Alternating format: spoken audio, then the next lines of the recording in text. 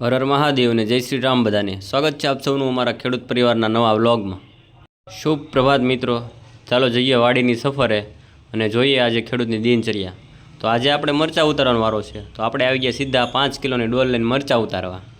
મરચાં ઉતારીને આપણે આવી ગયા સીધા ફુલાવર કાપવા માટે। તો મેં 2 દિવસ પહેલાં વિડીયોમાં રબરની રિંગ મારીને ફુલાવરને ઢાંક્યો હતો અને મેં કીધું આનું રિઝલ્ટ હું 2 દિવસ પછી તમને દેખાડીશ। તો જુઓ આ રિઝલ્ટ તમારી સામે છે। જો આવો એકદમ વ્હાઇટ ગોટો થાય છે અને ડાઘ પણ પડતા નથી, પાણી ન ભરાય એના કારણે, અને આવો આપણો ફુલાવર એકદમ વ્હાઇટ લાગે છે। તમે પણ રબરથી ઢાંકીને એકવાર ટ્રાય કરજો, તમને પણ રિઝલ્ટ સારું મળશે। આમાં ગોટો છે ને એકદમ વ્હાઇટ થાય છે।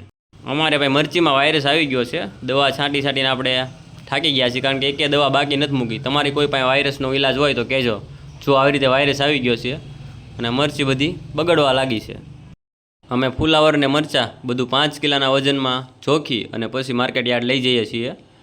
અને આપણે વહેલી સવારે નીકળી ગયા માર્કેટ યાર્ડ જવા માટે ટેમ્પામાં ટીંગાઈને।